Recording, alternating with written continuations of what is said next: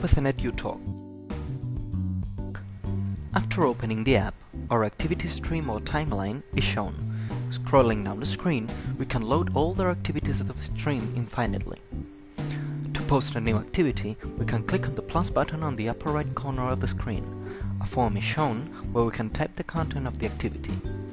In this screen, we can see a header with our user information and the social context where the activity will be published.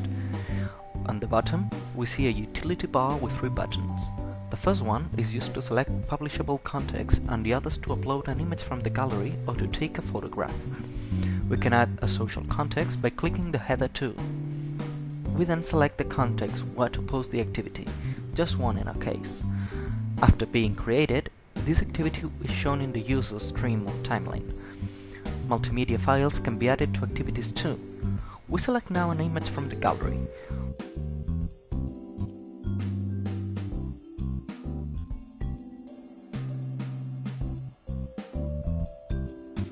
Once selected the context and the image, we post the activity that will be shown in the user stream.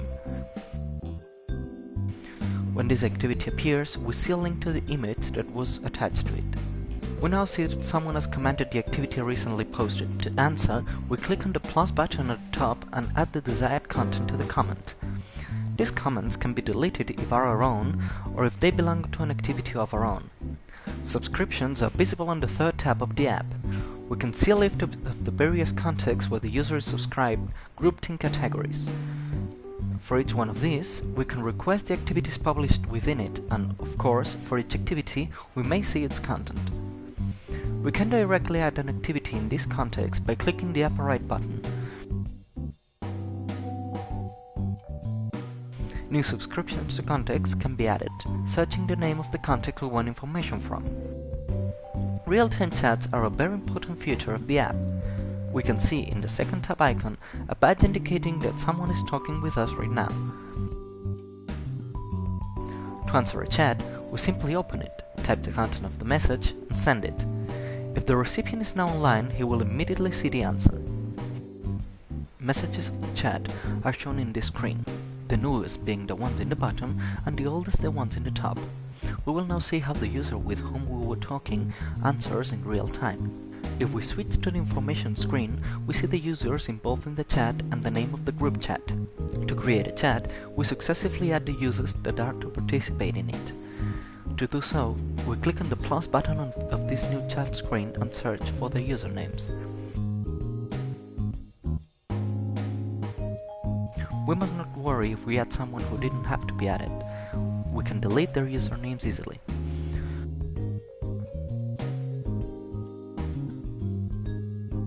Once we have added a text and created a chat, the app asks us for a group chat name, as there are more than 2 people in it. This name can be changed later by the group chat owner.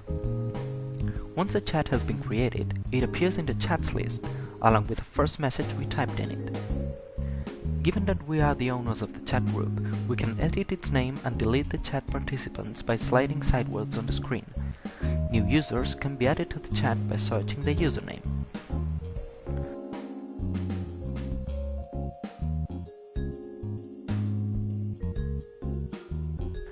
Chats can be deleted if we are their owners. We can always leave them otherwise. The user profile is the last feature of the app so far. We can see here the users posted activities and delete them, like in any other list in the app. On the top of the screen, we see the name, username and Twitter username of the user, which can be modified by clicking on them. We see the login screen after logging out the app.